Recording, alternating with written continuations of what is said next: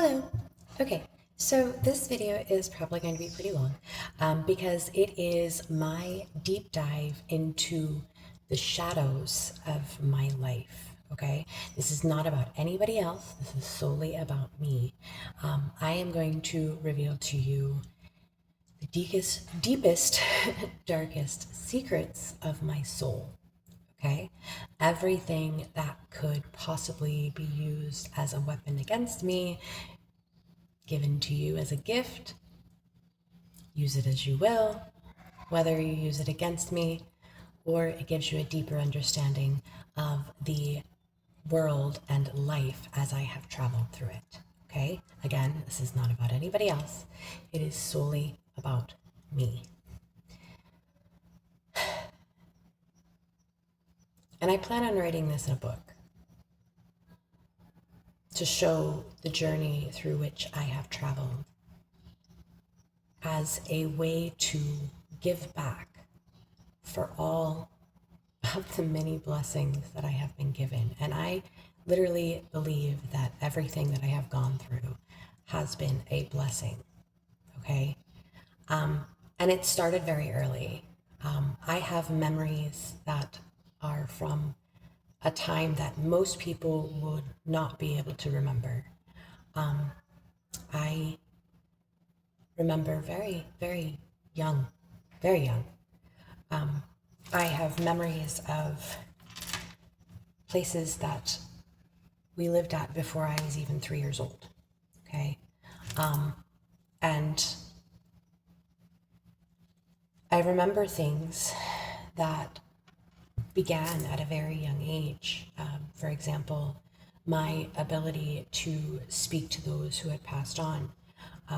And some of these things I've never told anybody ever in my life. And it is scary and exhilarating at the same time. Because what I am about to say could be used against me by those who do not understand. And I do not do this for those who do not understand. I do this for those who struggle in silence, who hold back because of fear. And in this moment, I release that fear. There is absolutely no one, no man, no woman that can judge me. Only the divine. And those who use my words against me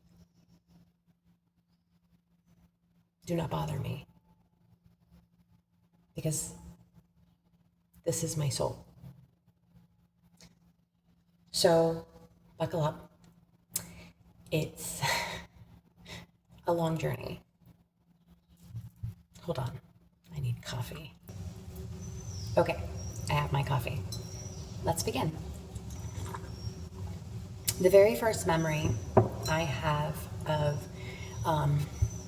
speaking to somebody beyond the grave, I was maybe 2-ish, maybe 3, and it was the middle of the night, and I woke up, and a great-grandmother that I do not ever remember seeing in the physical world came to me with a message. She asked me to tell my father that she loved him and she would miss him. And so I went into my dad's room and I told him, and then the phone rang and he received the message that she had passed. I remember my father looking at me with kind of a scared look. Not really scared, but like, how did you know that kind of thing? I did not know that the friends that I had as a child were more than just imaginary friends. I did not have an understanding of that, but I spoke to angels, and I remember when I was afraid, seeing them And I was afraid a lot as a child. Um, by the age of 3, I had been violated in ways that no one should ever be violated. And it made me very afraid of a lot of things. I also remember having a lot of what I would consider now, looking back with hindsight, as prophetic dreams. And I would probably say that some of them were past lives, some of them were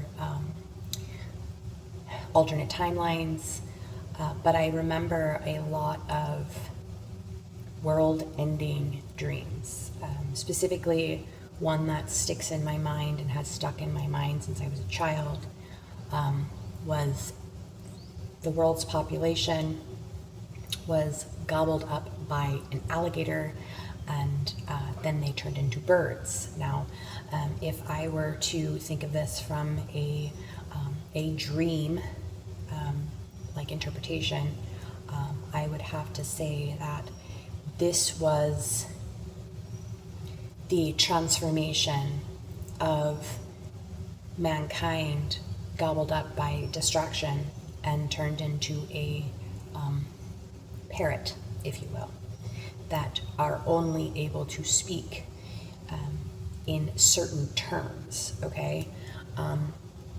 I remember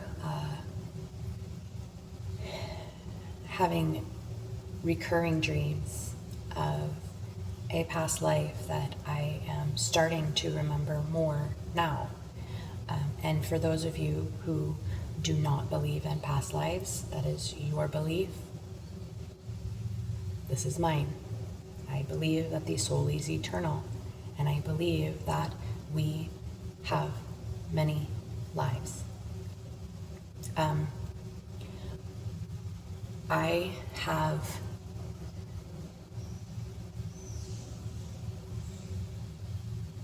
memories of things that were done, things that happened, that further incited fear, further made me feel like I was unable to protect myself. Early years of not being accepted by my peers, I was not able to speak to children. I was constantly told I was like 5 going on 40. I did not have the ability to have small talk with children. I can count on one hand the number of friends I had from kindergarten to 9th grade, well, 8th grade. 8th grade, I started to kind of try to start fitting in, but it wasn't with like, the in crowd, it was like the out crowd. So I found solace among those who were also outcasted. So as a child, I had no understanding of what love was, because a lot of damage was done to me by family members that were supposed to love. And so love, I felt as though it was always painful. And I never understood. I always felt like, and as children, I have a degree in psychology. I have been a drug addictions counselor, and so I have an understanding of child development. And as children, we tend to have an egocentric mind because we do not understand that the outside world makes its own decisions. We think that we are the center of everybody's world, and therefore, if somebody is not nice to us, we tend to take that upon ourselves and think that it's our own fault. And so this is the type of pattern that I started to exhibit at a very young age. I blamed myself for everything that ever happened to me. And I continuously told myself time and time again, I am the common denominator, and therefore I must be the problem. And so I would continuously course correct and try to change myself in order to better fit into the mold that others wanted me to be in. Now, I am not saying that I was a perfect child. I was easily influenced. I was very naive, and I trusted those who did not necessarily have my best interests at heart. As we all have our own path, out of desperation for that which I wanted more than anything, love, I would do whatever anyone else wanted me to do. And this continued throughout my entire life. I continuously threw my own self under the bus. I continuously people pleased. I would try everything in my power to avoid pain. Now, when I was, I believe, in the 3rd grade, I was so unhappy that I ran away from home. Now this, as you would imagine, as a 3rd grader, did not last very long. Now, I did not go home. I was picked up and taken home. But I wanted so bad to escape my reality that when I was home, I buried myself in books. And I would pretend that I was the main character of that book in order to escape my own reality. Now, this is something that I continued to do throughout my life. Now, it wasn't always books that I would use in order to be somewhere other than where I was.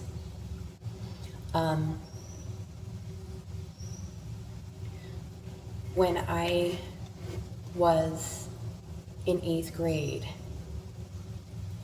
I made a choice, and I chose to change everything about myself in order to fit somebody else's requirements, somebody else's desires. Now, I specifically told myself, I will be exactly whoever that man wants me to be. I will change everything about myself in order to receive love. These were words I spoke to myself in the mirror. But I still did not understand what love was. Because for me, I truly believed that it was because of who I was that I would only ever be happy if I was miserable. Now, my freshman year of high school, I started out very soft, very soft-spoken, very pliable, very compliant, very submissive.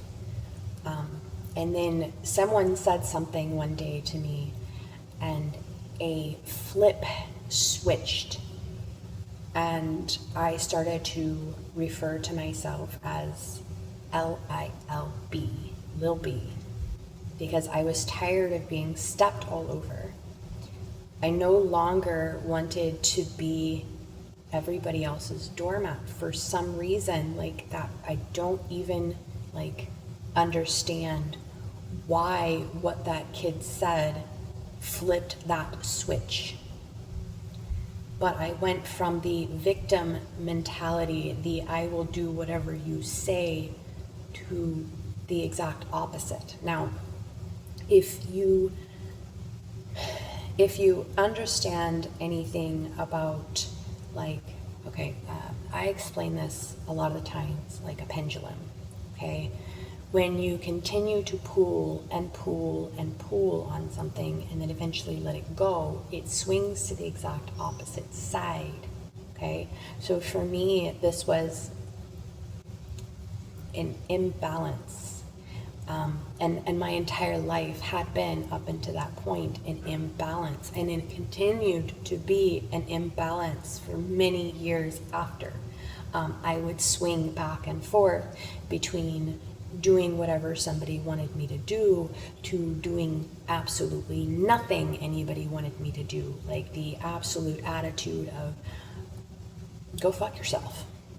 I refuse. Go fuck yourself. I don't care what you think about me. I am blah, blah, blah, blah, okay?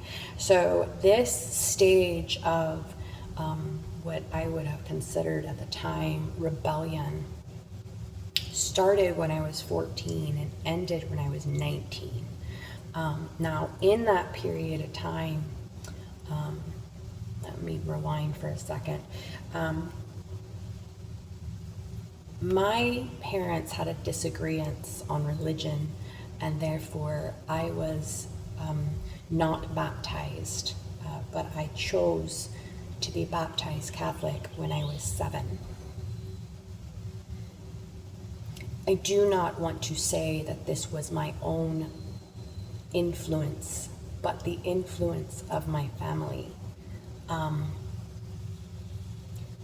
My grandfather, rest his soul, called me from the earliest of my memories Sister Angelina, and my family would joke and say I was either going to be a lawyer or a nun, and I felt, I don't want to say pressure, but I felt the desire to make my grandfather happy because I loved my grandfather very much. So I followed this path in order to evoke pride from my grandfather. And I don't want that to, land poorly, but this was my motivation. There was a lot of influence from my family that led to me making the decision to be baptized Catholic. Now, when I was 14 years old, or was it 13? It was somewhere between 13 and 14. I was confirmed Catholic. I went through all of the classes and even spent time at an abbey twice, once for a weekend and once for a, what do they call that? I don't remember, but it was an overnight prayer. I mean, we prayed for like 24 hours. I was like 13 years old, and so I ended up falling asleep at like 2 a.m. and the nuns carried me to a room and put me to bed. But a vigil, I believe, is what it would be called. And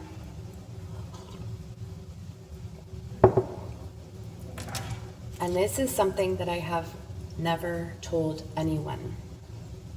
When I was 16 years old, I stepped outside of the church for the very first time, and I looked around. And by that, I mean, I looked into other beliefs. I practiced Wicca for probably about 6 months. But before that, like when I was 14, I started to experience something that was different. I started writing a book when I was 14 years old, a novel. And it was a fiction.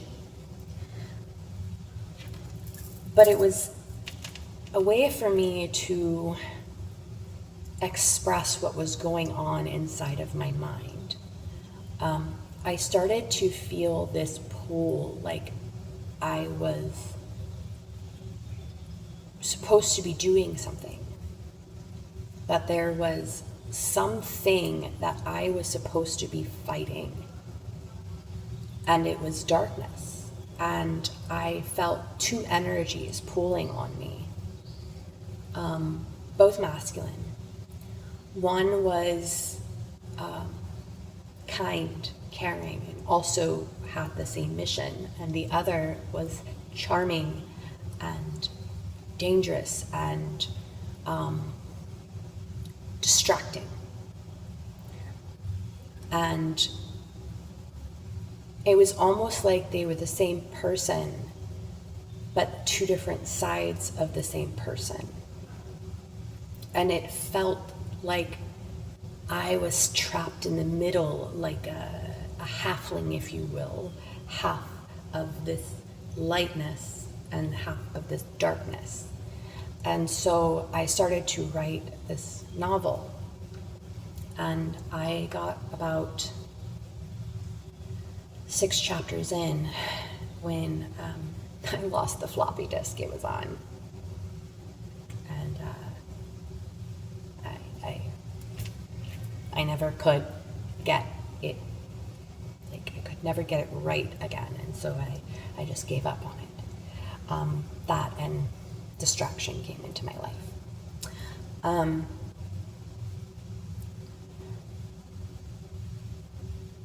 My life started to fall apart when I was almost 16. By the time I was in the 8th grade, I had been violated many times. And then the 2 weeks, 17 days in December of 2000 was when my life became a nightmare, a living nightmare. Within that 17 days, I was abused, violated, starved, belittled, and I had nobody that I could talk to. When my school kicked me out, my family never even asked me my side of the story. They just assumed that what the school told them was truth, when it wasn't. The school asked me to tell them the truth, but I couldn't because I was afraid. And so I didn't say anything. I kept my mouth shut because I feared retaliation. And this is something that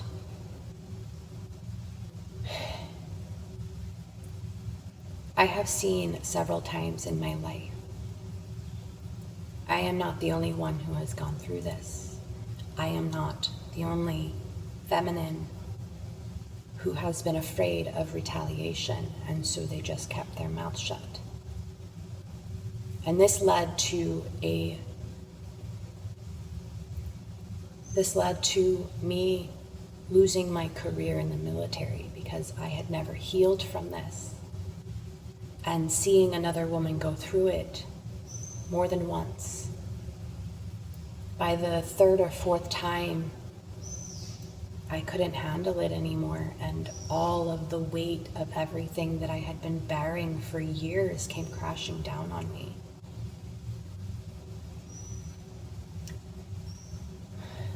A year later,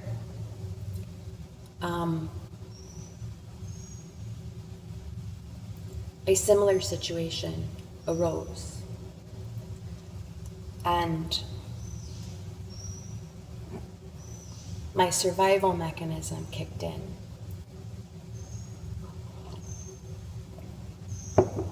Now, I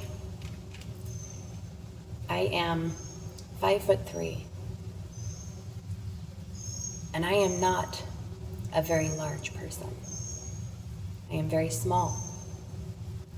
And most of the people that have come into my life are much larger than me. And this 17 days of December and 2000 were proof to me that I did not stand a chance, because I was easily held up on my throat with one hand. What could I possibly do to defend myself? And so my chosen path was to protect myself at all costs. But my mind told me I was unable to fight. So, again, I made a conscious decision. No was a scary word. No led to me getting hurt.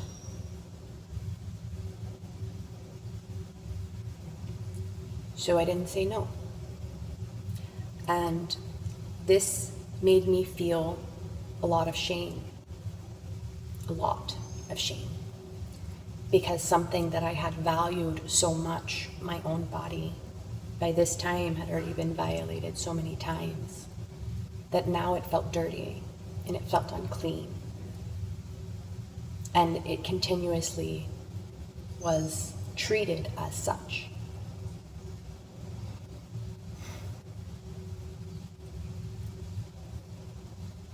Trauma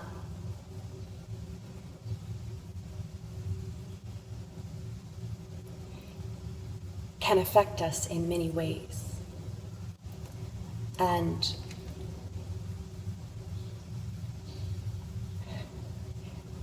I find myself shaking very much right now.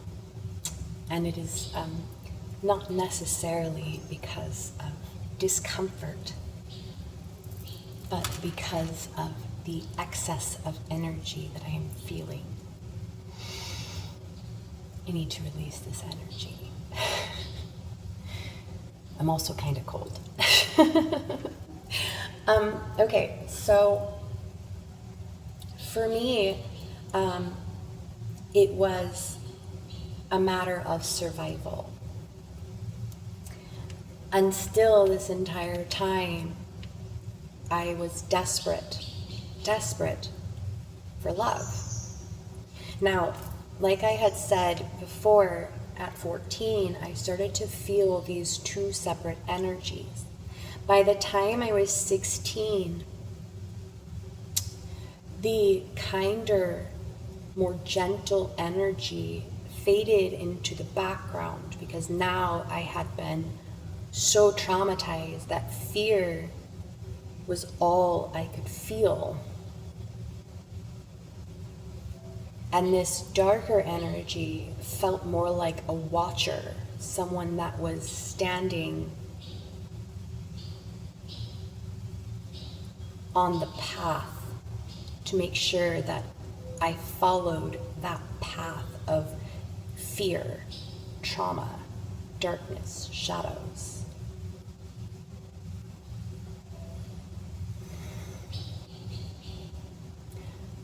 And when I want for it to be known that I went to many schools, and I went to 7 high schools, and I did not have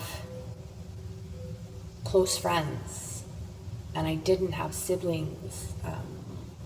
Neither of my brothers really lived with me. I think maybe like 2 of the 5 years that I was a teenager, I had a sibling. And even then we weren't really close. And I began to smoke marijuana my junior year of high school. I had already been drinking. I started drinking when I was a freshman. And it never like got out of hand. It was pretty much a daily thing, but I didn't really get drunk except for one time. And then I didn't get drunk again until I was 20 years old. And then I didn't get drunk again until I was like 26. Like 21, my 21st birthday, I was pretty drunk. But like I wasn't the type of person that I didn't like to lose control. Because the very first time I got drunk, I realized what happened. I realized what happens to a girl my size when you lose control of your senses. And I didn't trust people enough to be drunk around them. And so, because it always seemed like whenever I was intoxicated, bad things would happen. I didn't have to be intoxicated for bad things to happen. The bad things just followed me around.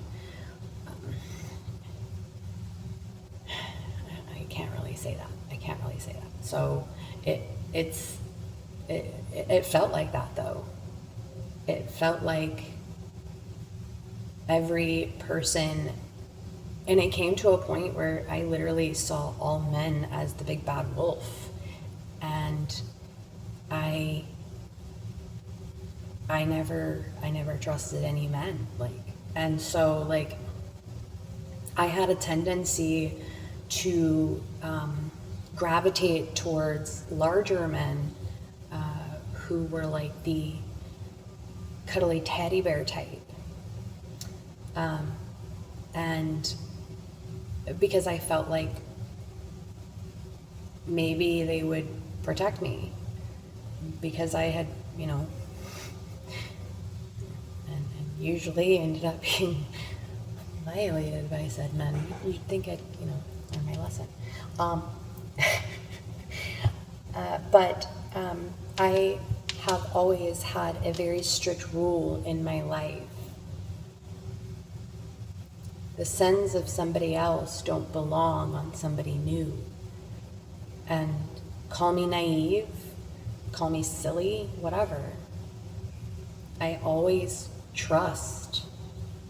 I give people trust.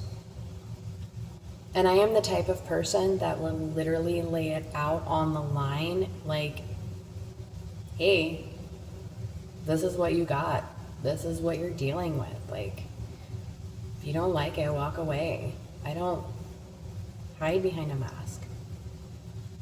Now, I have guarded myself, I don't want to say pretended to be somebody I wasn't, but I would camouflage myself, be a chameleon.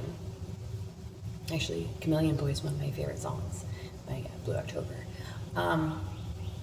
But I would camouflage myself in order to please. But I was always honest about my trauma. I was always honest with look, I've got issues. And it led to me having a fairly terrible reputation. Legit. The things they would say about me was just hurtful beyond words.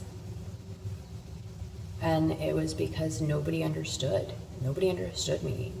I honor honesty. I value it. It's my number one value. If you look at any time I write down my core values, honesty is number one every single time. And it's because I hate being lied to. I hate it. If you're gonna do me dirty, at least freaking tell me beforehand.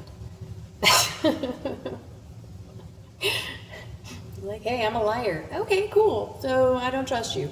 Cool. Let's part ways now. That would be so much easier, wouldn't it? Wouldn't it be easier if people were just honest? Telepathy is awesome. Anyway, so I started studying psychology at a very young age. I always was drawn to the why. Why? I've been in therapy since I was 4 years old. Why? Every single time I would speak to a therapist, like, oh, you're so self-aware. Yeah, I am. Now tell me how to make it stop. I'm like, well, I don't know. I don't know. You seem to know more about this than I do. I'm like, my gosh. I can honestly tell you that I've only ever had one therapist that was actually able to read me. Because I am the type of person, I have been through so much pain, so much heartache, so much trauma.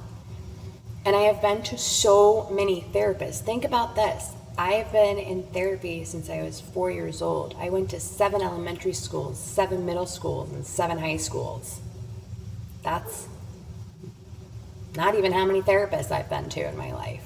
Imagine having to tell somebody the same exact story a million times.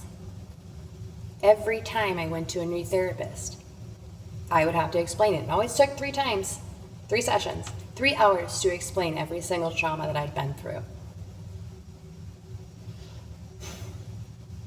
It got to the point where I would just disconnect completely. I came to a point where I learned how to cut off all emotion. I can turn it back on just as quick. For a long time, though, I didn't know how to turn it back off. And when the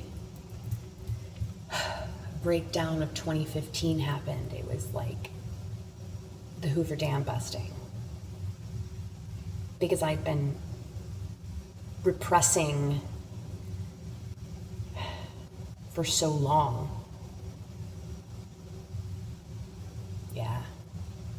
So, as soon as I could possibly escape my life, I did. And I escaped my life so many times, trying so hard to run away from everything I felt, everything I've been through. And I would separate myself time and time again. But I would never face it. I would just run away.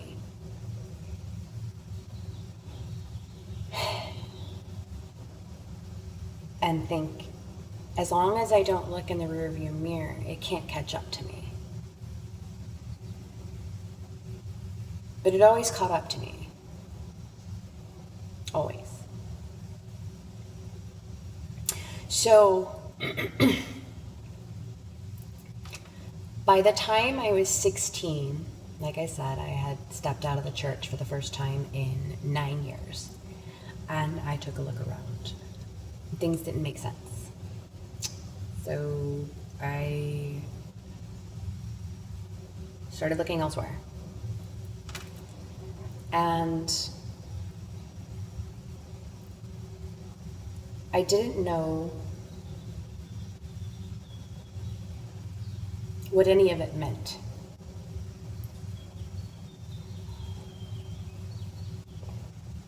All I knew was something about what I believed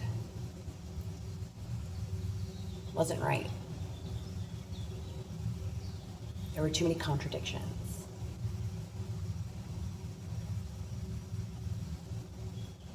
And I just didn't seem to fit. I never followed the fads. As a matter of fact, I was like anti-fad. If everybody else was doing it, I was not going to.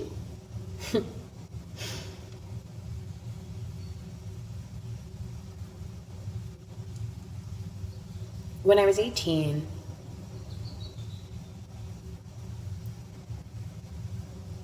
I had like a complete change of personality, complete change of personality. And it was just sudden, like out of nowhere. Yeah, I was like, I just don't want to be like that anymore. So I just changed everything about myself. I was in a relationship at the time, and that person didn't understand and made fun of me for it. But I didn't care. And then I had to get a job and be an adult. And that's when reality kicked in. And that's when the pendulum swung the other way. And I went from IDGAF to I have to fit inside of a box. Ugh. So I shoved myself into this box.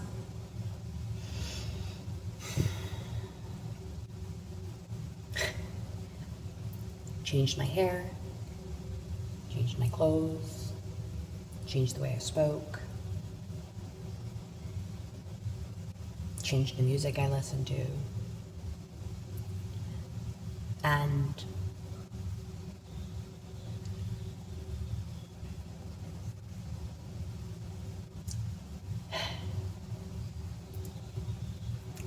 she used to tie her hair up in ribbons and bows, sign her letters with X's and O's. That's the only thing that comes to my mind. Like, I went from being edgy and very, like, abrupt and spoke my mind all the time to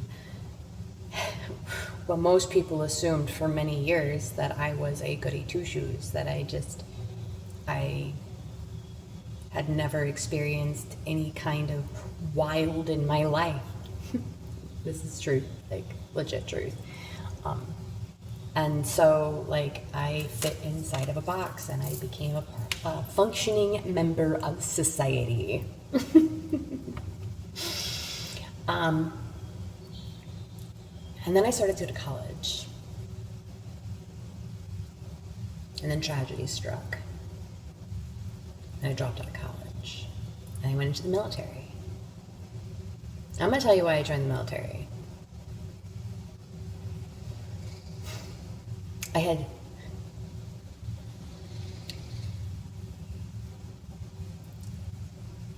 was transient. I never really held a job for very long. Nothing interested me, like nothing challenged me. And I don't want to sound arrogant, but I was too smart for the jobs I was qualified for. And so without an education, I wasn't going to get anywhere. And it was something I couldn't quit. I had to prove to myself, now don't get me wrong, I graduated from high school, but I had to prove to myself that I could finish something.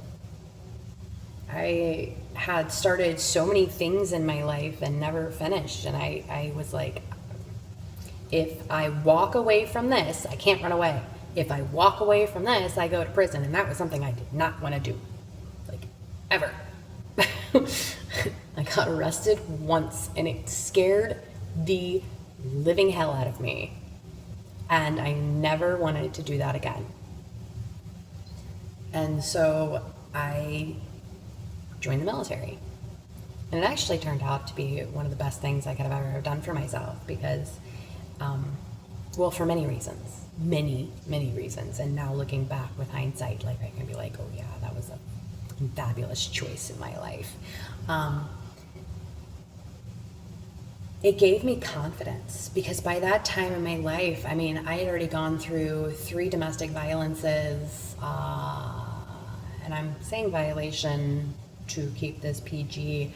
By that time, it had already been like 4, 5, 6 violations and 3 domestic violence situations. And so like my soul was so beat up, and I was in the basic training video at the airport, and I swear to you, I was freaking gray. That's how much my soul had been beaten into submission. I didn't have any kind of belief in myself. I had no confidence whatsoever at all. Like, by that point in time in my life, I was a shell, an absolute shell. And when I joined the military, it gave me a sense of purpose. It gave me something to be proud of. And again, another pendulum swing. I went from having absolutely no direction in life. I had no confidence, no drive. I was so broken that I am so fucking happy I never, ever touched any drug harder than marijuana. And there was a reason, because I knew with as much trauma as I had already been through, I would never get out of that hole. I knew that. I already had a problem with alcohol, but I was able to maintain myself. I knew that any other drug would be the death of me, and I refused to ever touch it. Then I joined the military, and I swung to this other side where all I cared about was the accomplishments that I achieved. My entire focus and drive in the military was to be the best at what I did.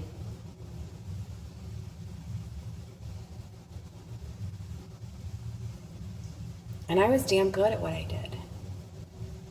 And I loved being in the military.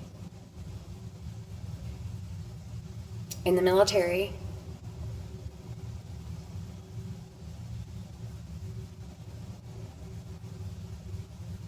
I was violated again, and again, and again. And then I was on my 5th engagement, the age of 26, and it was the point where I had earned the nickname the Runaway Bride. And I was afraid because I almost died. I was alone in my apartment, well, in my dorm room, and I almost died. And I almost died by myself, and that terrified me. I didn't want to die alone. And I started wondering why I continuously dated the same typical male. And so, pendulum swing, I swung the other direction. Unfortunately,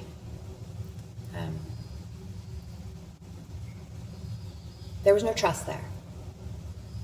There were too many lies, too many hidden truths, too many things that were twisted in order to, because he had low self-esteem, and he felt like he didn't, he used to say all the time, I married up.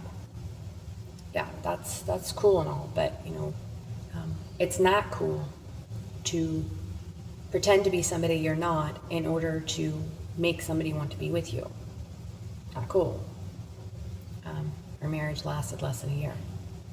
Then less than a year later, I married my second husband.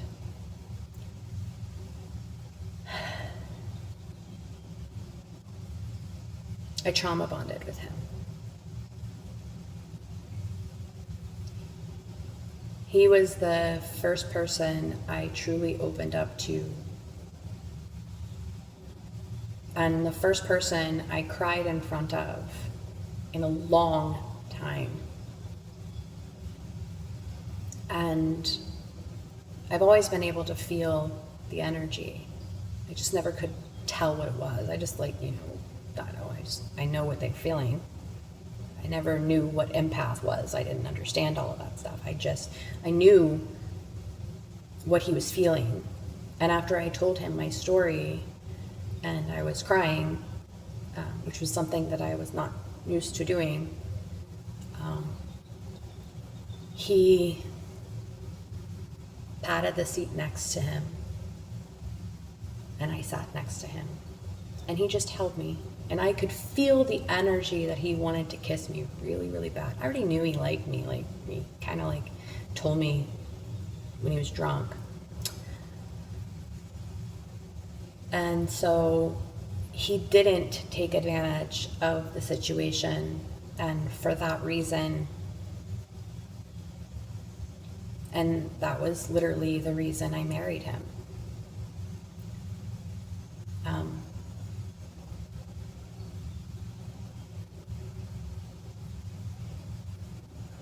Addiction, alcoholism,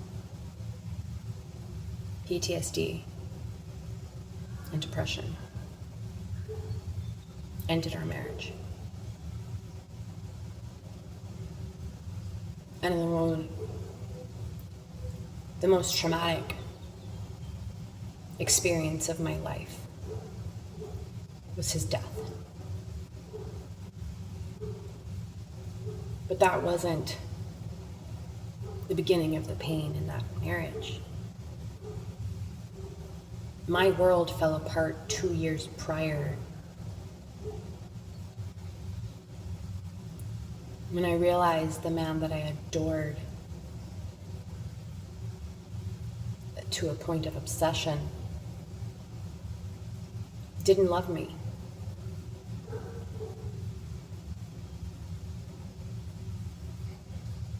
And I spent the next 2 years, I had already, by that time, this was during the time of my losing of my career in the military. First I lost my dream home, then I lost my dream job, and then I found out my husband didn't love me, and then he died. And so from 2015 to 2020 were the hardest 5 years of my life.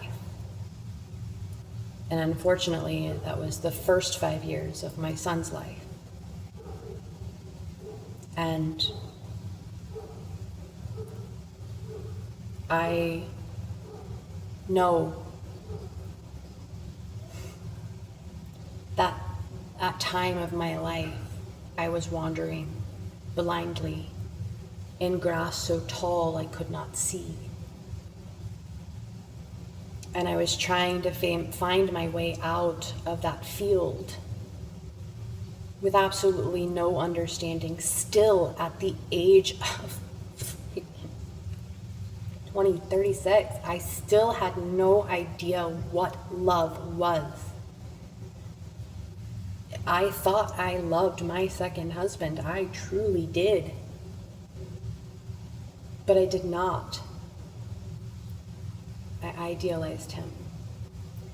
I took the fact that he did not take advantage of me as love and ignored the following 7 years of alcoholism and subtle breaking down.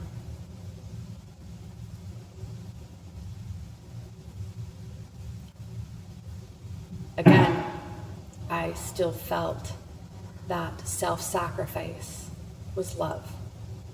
I was drowning in depression, but all I cared about was making him feel better. I was drowning so bad.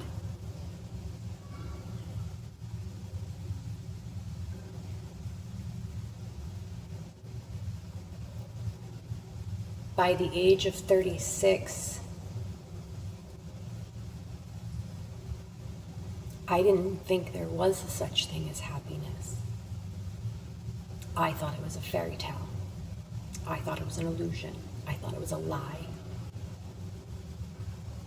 And I just assumed that all those people with happy faces were lying.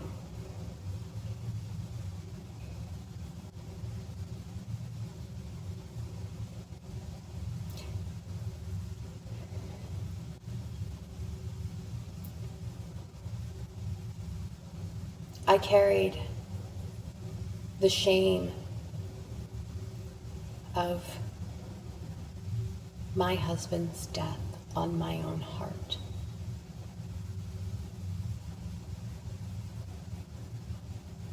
And it took me 5 years to finally let go of that pain.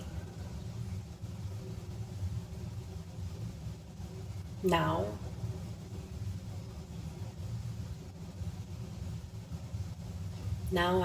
I understand that it was never my burden to carry, and that we are not responsible for the happiness of other people.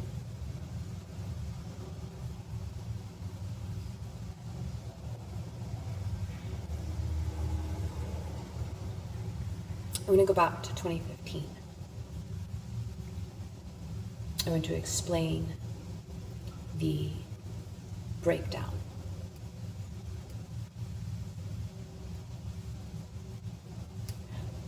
We were doing training in the military. Every year they do training for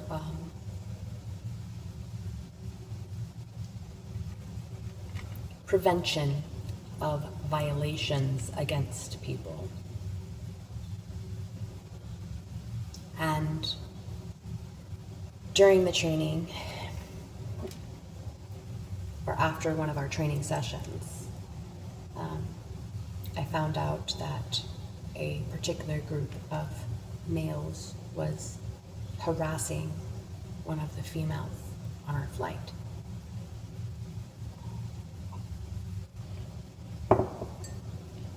Those same males had numerous times harassed me as well. And then I just so happened to be a facilitator for this training. And it was my job to facilitate a specific training for all of these men. There were 4 of them. And the entire time I am trying to give them a training on how not to act towards the opposite sex, or even the same sex if that was their thing. They are not taking it seriously. They're making jokes and they are being vile. And something snapped inside of my mind. And the dam cracked. Within days, that crack turned into a ginormous flood of emotions I could not stop. We're talking 29 years of pent-up trauma came flooding out, things that I had never dealt with, things that I'd been carrying on my soul for 26 years.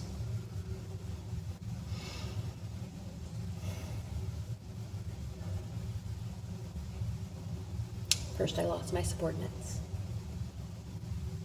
Not because I acted out. These were all things that were done as preventative, so that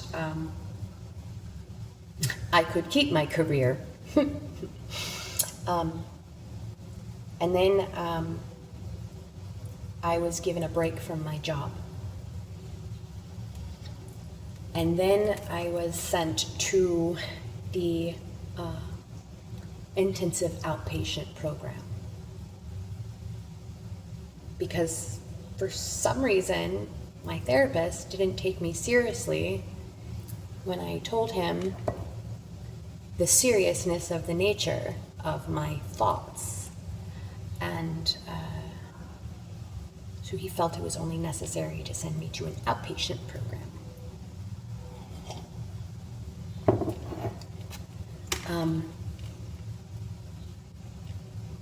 After my 8 weeks in the outpatient program, I was told I was going to be retired. I lost my career. Let me explain. I am 100% service-connected disabled. I was retired from the United States military on medical. Anything over 30% is retirement.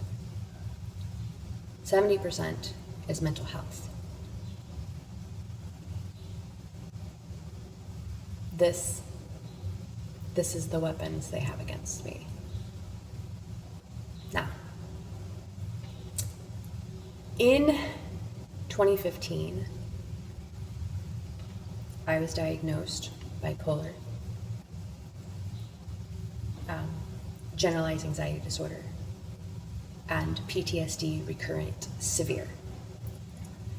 In 2020, I had an added diagnosis of slight to moderate alcoholism. And then in 2024, I had an correction of a diagnosis outside of the VA, which was borderline personality disorder. That was removed, and avoidant personality disorder was placed instead. And I also had been diagnosed in 2024 with rule out ADHD, meaning I was supposed to go and see neurology in order to find out if there is another reason why I have such a hard time with memory.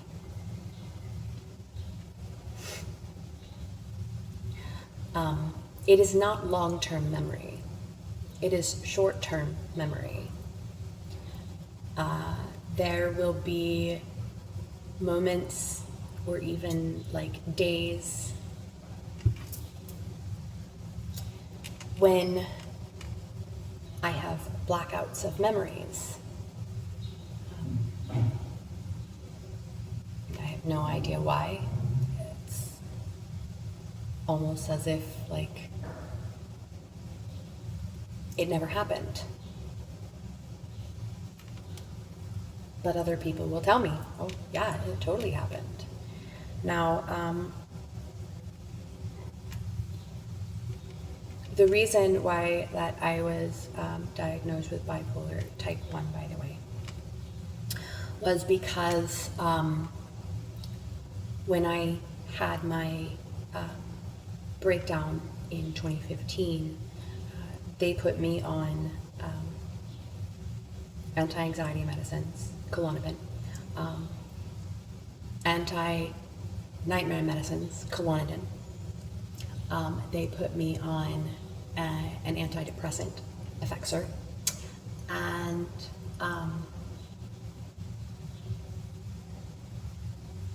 that was it. I was also taking birth control pills at the time. But I will be 100% honest with you.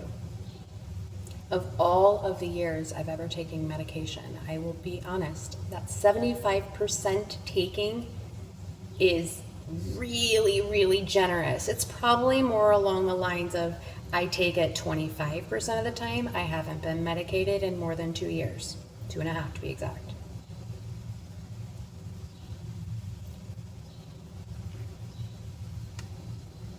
This is what they would present as me being quote unquote psychotic.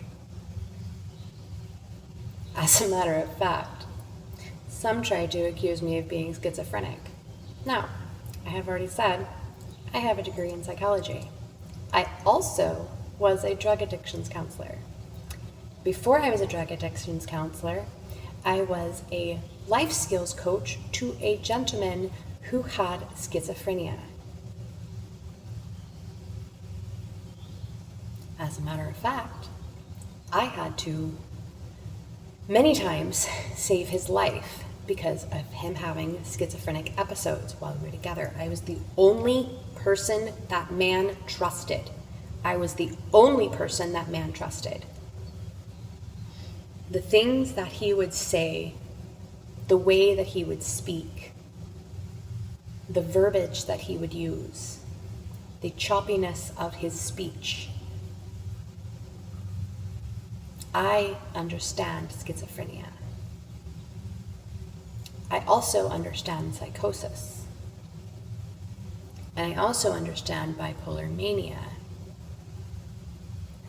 If someone is manic, they cannot sleep, they overspend, they typically don't eat, they typically speak way fast, and there's typically drug or alcohol and or gambling addictions.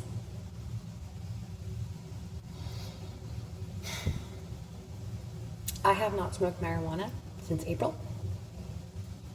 I rarely drink, and when I do not get drunk. Because again, can't trust people. I am very tiny. People like to take advantage of little tiny people. And you can't really see, but my house is kind of empty. I don't have a spending problem. I sleep perfectly fine. Matter of fact, I go to bed at 9 p.m. and I wake up at 6 a.m. And the only reason why I don't sleep is because, there's noises and it wakes me up. That's it. I am not speaking rapidly. I could sit here in silence. As a matter of fact, I enjoy sitting in silence.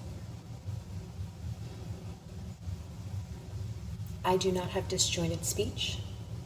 And to top it all off, I know something that they probably don't know. As a therapist, a former therapist, and as a person who has studied psychology, has a degree in it, and has a year of graduate studies, I can tell you that spiritual experiences are considered outside of the purview of psychosis. Spirituality is recognized within the psychology world because it is known that those who are spiritual and or religious are happier because they have something beyond themselves or within themselves, depending on what your view, whether you're religious beyond themselves or spiritual within themselves, that is greater than them, that gives them hope, that gives them faith, that makes them still believe in things like love and peace and harmony.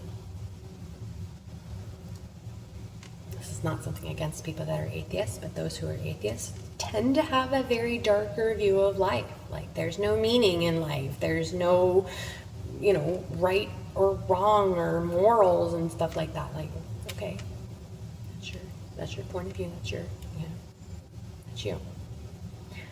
But just because I believe I have a connection to my higher self and to my higher power, that does not denote psychosis. That does not make me crazy. That makes me like quite a few people. There's quite a few people out there like myself that believe that they have the ability to speak beyond that which is physically in front of you.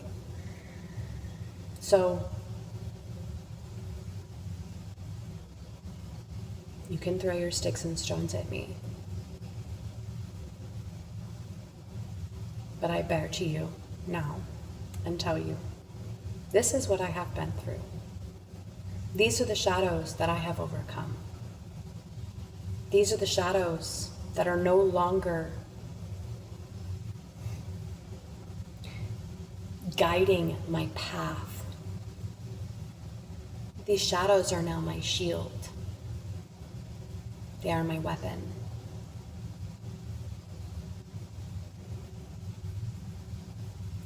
I firmly believe that I do not need medication. I firmly believe that this imbalance that I have had my entire life was me trying to respond to the world in a way that made sense, in a world that never made sense. My life was never easy. It was always course correction after course correction after course correction. And when you are imbalanced because you do not know what balance is, because you've never been able to have balance, how could you possibly know what balance looks like? You cannot.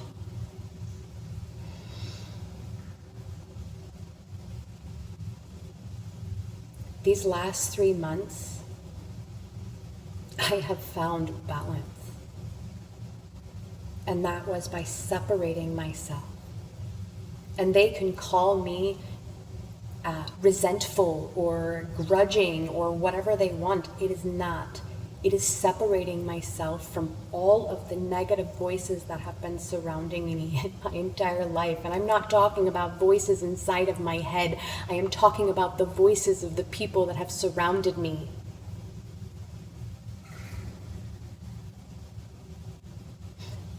That negative voice inside of my head that I heard for so many years was the parroting of those around me.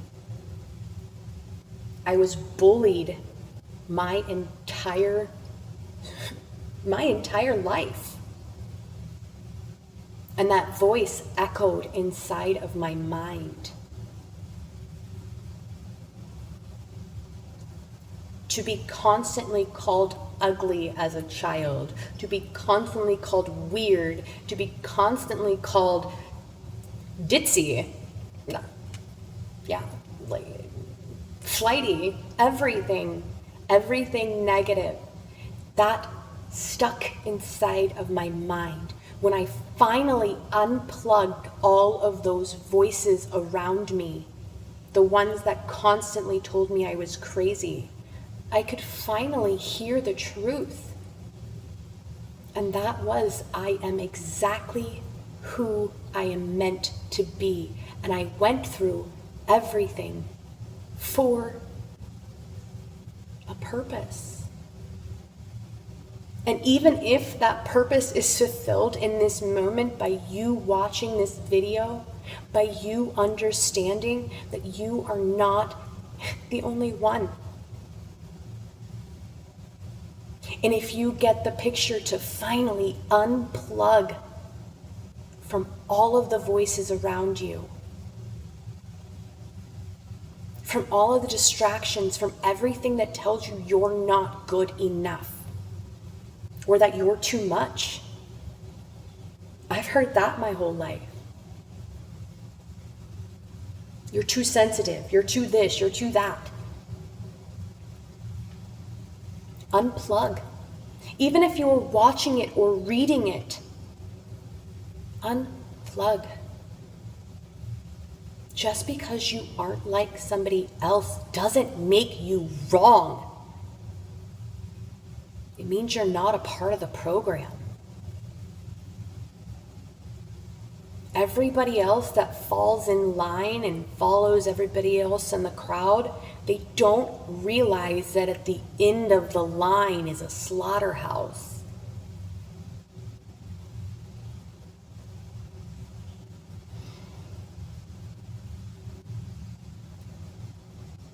Don't feel bad because you are different. Don't allow somebody else's voice to get inside of your head. Listen to your heart.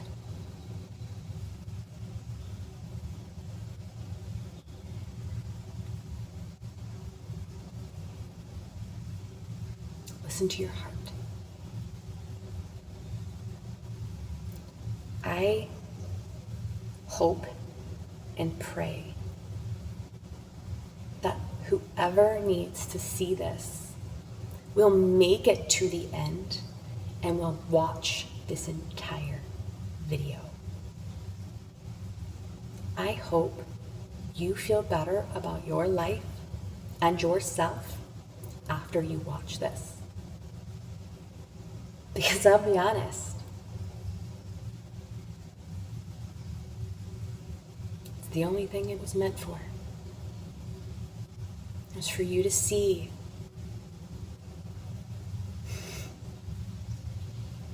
it's all for a reason. I went through everything that I went through so that I could finally learn how to love myself.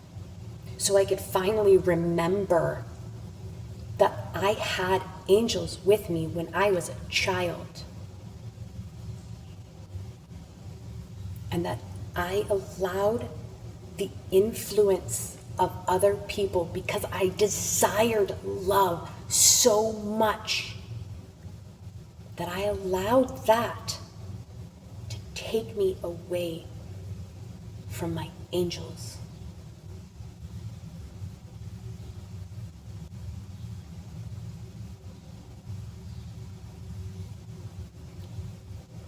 The love you want pours down upon you every day. All you have to do is open your heart to it. It is pure and it fills you and then it overflows.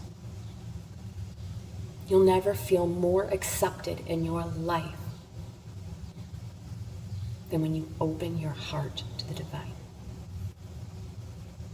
There is a magnitude of spirits that are cheering you on. Allow yourself to feel that. I love you. I send you good vibes. I send you good energy. Have a great day.